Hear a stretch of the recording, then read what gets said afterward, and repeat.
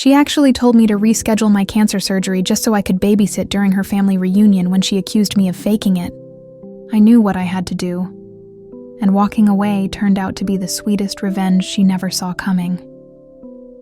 If you've ever had someone treat your pain like an inconvenience, smash that like button, subscribe, and stick around.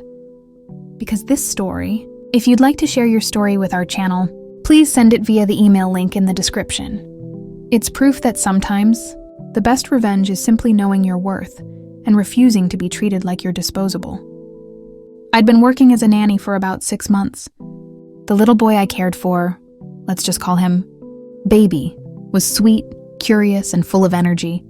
The pay was always on time, and aside from the normal challenges of childcare, there had been no major issues for a while.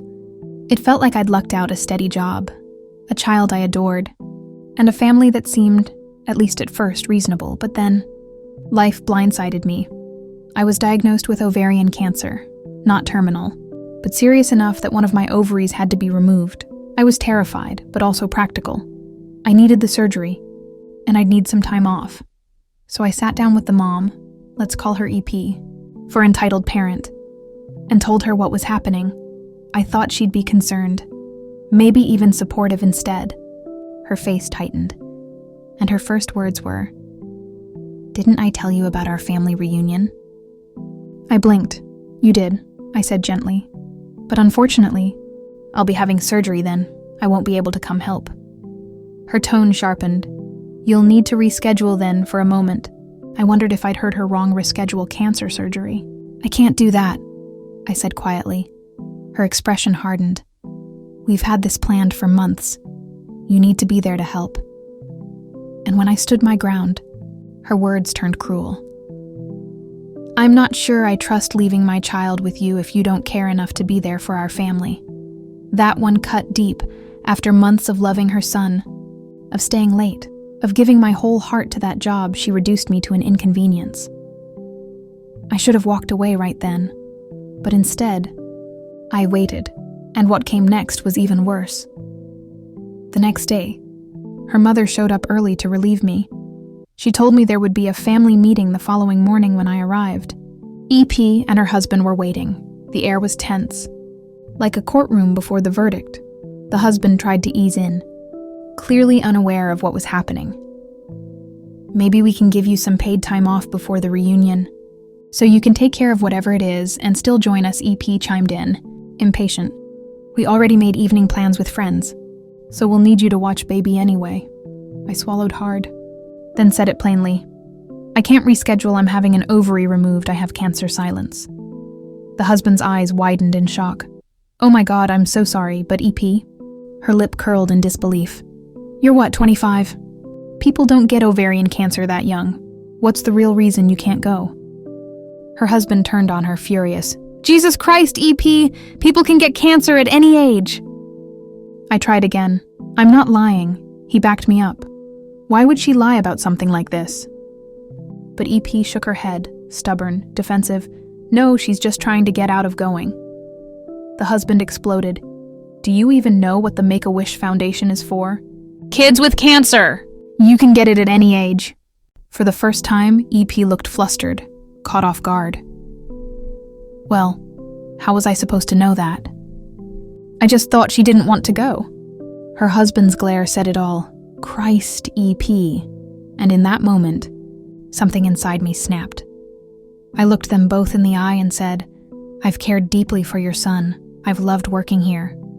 But yesterday was unprofessional, and this entire conversation has been deeply upsetting. Next Friday will be my last day. If you find a replacement sooner, I'll train them, but I won't stay beyond that." The room froze. EP's jaw dropped. Then she screamed, "What? You're just going to quit? It wasn't that big of a deal." Her husband tried to calm her, but she spiraled. "You're quitting? After everything? I thought you loved Baby." His patience snapped. "EP, that's enough." She started crying, accusing me of betrayal, of abandonment, of being dramatic.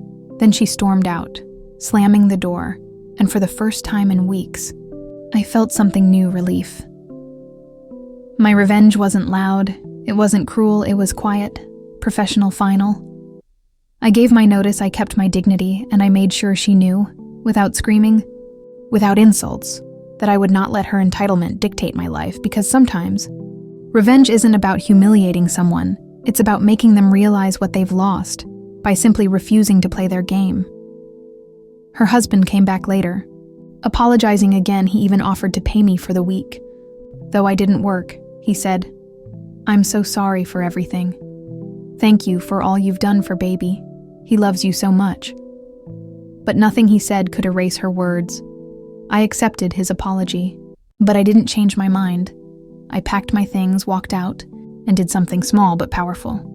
I went to a diner, ordered pancakes, and sat there in peace, because for the first time in months, I could breathe without her shadow looming over me.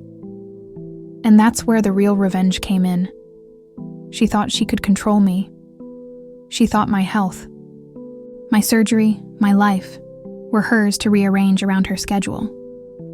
But when I walked away, she lost everything she took for granted: the nanny who adored her child, the nanny who was always there, the nanny who asked for nothing but basic respect. Now she's left scrambling, and the best part? She knows it's her own fault. Revenge doesn't always mean fireworks. Sometimes it's just the quiet strength of saying, "You don't get to treat me this way." And then walking away, with your head high and your dignity intact. If this story hit you in the gut, hit like, subscribe, and share your thoughts in the comments. What's the most entitled behavior you've ever seen? And don't miss the next episode, where justice, karma, and revenge come together in ways you'll never forget.